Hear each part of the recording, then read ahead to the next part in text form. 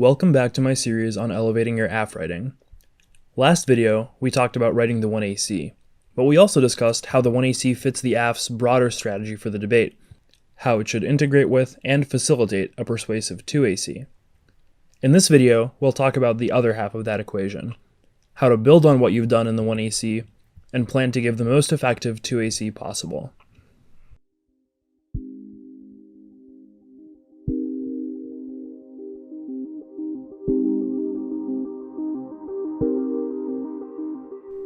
The first step in writing a 2AC to any position is brute force, cutting a bunch of cards about a position to figure out what the spectrum of available responses is.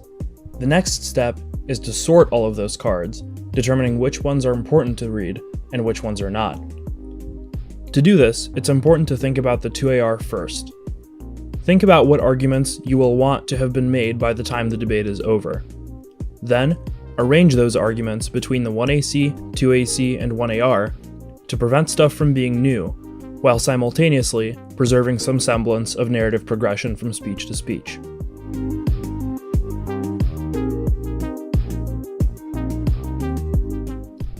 You have multiple speeches to develop your argument.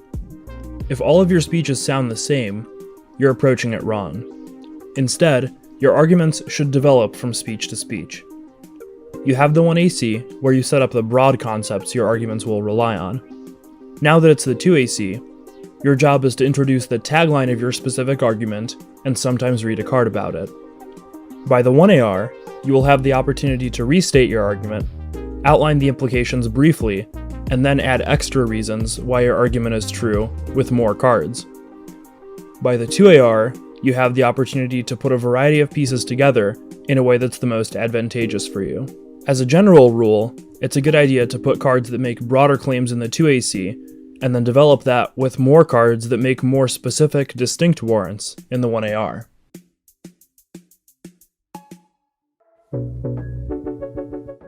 Big 1NCs are all the rage in high school these days.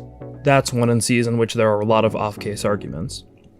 Most 2As respond to this by just copy-pasting their existing blocks and trying to go as fast as possible. This approach usually fails because those blocks are bloated to begin with, and the 2A is probably bad at adapting on the fly. What are some ways that we can avoid this? First, it's important to figure out how to answer many different pages with the same arguments. If the 1AC has themes that can be applied to lots of different off-case positions, that's a great example of a place where we can consolidate. Theory on counterplans and topicality are another great example of places where we can pare down redundancies. Second, swap long cards for short cards. Remember, the 2AC's job is not to articulate the entire argument you will want to have made by the time the 2AR rolls around. Instead, the 2AC's job is to introduce the argument, building on 1AC themes, so that the 1AR can develop the arguments that you choose to focus on more fully, and the 2AR can unpack them completely. Third, sandbag your arguments to later speeches. The 2AC does not need to focus on every argument to equal degree. Instead, the 2AC should more fully develop those arguments that you think are important, and less fully develop those arguments that you think are less important. If it turns out that those underdeveloped arguments are more important than you thought, you always have the 1AR to develop them more completely. Finally, you should make complete analytics that fully answer the neg position, but that you can expand upon with more detail or more evidence.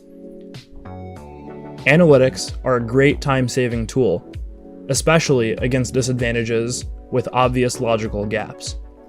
You will often get more out of making a logical, complete analytical argument than out of reading a card that doesn't exploit the contrived nature of the debate position your opponent has advanced.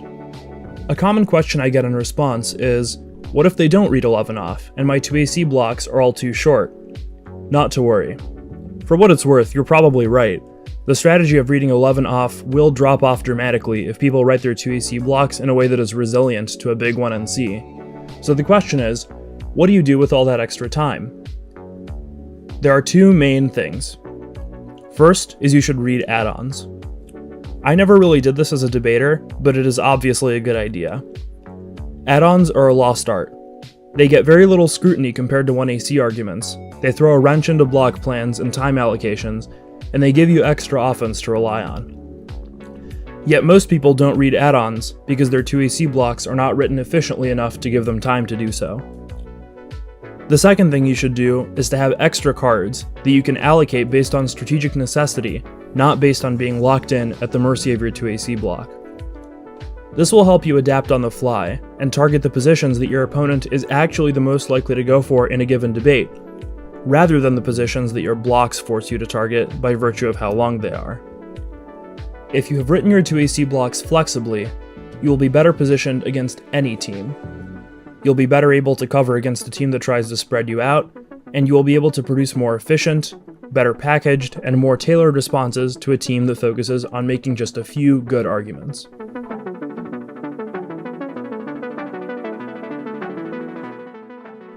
When I was in high school, most debaters had the problem of making too few analytics. This led to camps telling people to make many smart analytics. This led to kids taking that advice too far and making analytics at the expense of cards. That is bad. It reduces debate to a purely technical game of spamming nonsense and hoping that the other team drops it and the judge will care. It will almost never work against someone better than you, and it won't work in college. It's annoying to judge, and it's impossible to flow. As with all things, there is a balance, and the balance you should aim for here is approximately 50-50, alternating one card, one analytic. This will hopefully lead you to pick more impactful analytics to say. Evidence nitpicks like their link card says might, not will, are not worth the judge pen time to get them to write it down. Analytics that are worth it are those you can expand upon dramatically by reading cards or drawing new implications in later speeches. Balancing at 50-50 and alternating also makes it much easier to flow, whereas the current state of affairs has debaters reading many analytics in a row, which is difficult to write down.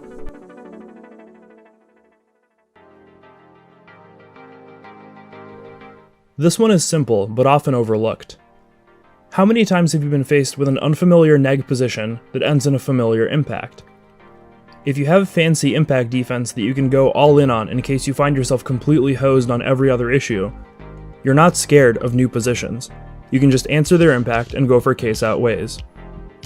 Impact D is one of the easiest things to do, and impacts to made up new neg positions are often one of their weakest parts. This means that Impact D is one of the more consistent fail-safes for when you're caught by surprise. By relying on old Impact D, you're giving up a free extra path to victory.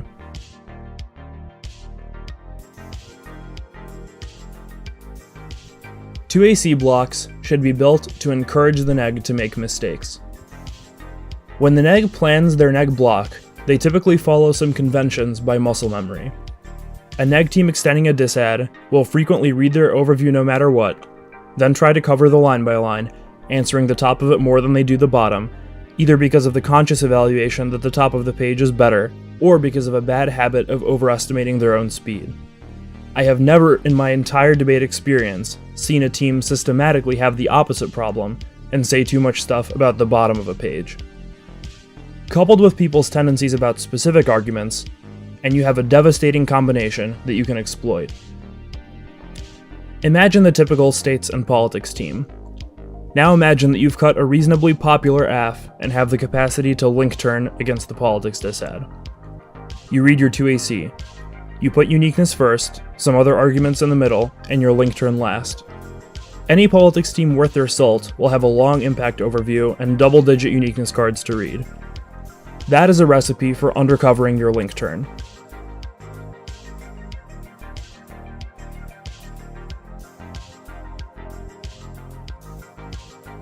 Now the 1AR reads 5 new link turn and link defense cards, and the 2NR is completely hosed. In 2018, we used this strategy to great effect with the midterms disad. We knew that the impact to midterms was usually reasonable, and link defense was not our best approach, given that our AF dramatically scaled back nuclear weapons. We decided to try to pop some teams by saying that Russia hacks the election. The 2AC hid that argument after 4 card-intensive arguments and a theory argument about fiat, and then read a mediocre card about Russia hacking. The block would consistently respond by making only one argument, occasionally with a card. Then, the 1AR would extend the original card, read a completely different warrant that Russia could hack the grid to make swing groups stay home, read a completely different impact to that argument, that the attempt alone delegitimizes the election, and then 2 cards to answer the neg's evidence about election security. This approach single-handedly won 2 elims at the Kentucky tournament. Planning your 2AC with a view for how the debate could unfold later can pay huge dividends.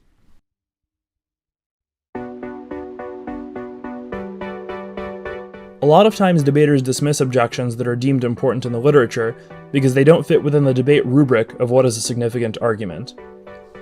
Sometimes this is appropriate, but most of the time it isn't. The most common type of example concerns cards calling out the logic behind a position. With this AFF, one of the best disads is an argument saying that disclosing information to defense attorneys might result in leaks because those defense attorneys might disclose the information on accident. One of the best neg link arguments says that any piece of information could be impactful because spying is like assembling a mosaic or a puzzle, and every single piece of additional leaked intelligence might be decisive to the spy unraveling the broader picture, in a way that the individuals dealing with the information might not be able to see themselves. One of the best AFF cards answering this argument is a piece of evidence calling out the logic behind this position, saying that this is not a permissible grounds for the court to neglect its duties in conducting an adversarial hearing, because this risk is too speculative. At first glance, it might not be obvious how this style of argument matters in the context of a debate, but if you dig in a little bit, it becomes clear that this card is actually making an impact calc argument between court legitimacy, which is the significance of the author's concern about what legitimate grounds for court decision-making are, and the marginal security risk from the plan. Authors that are in the literature spend their entire careers arguing about the issues. They don't always make the best arguments, but if an area expert makes an argument and your gut reaction is that that argument is stupid, it is more likely that your priors are off than that the expert doesn't know what they're talking about. Trust the people in the literature and use them as your guide.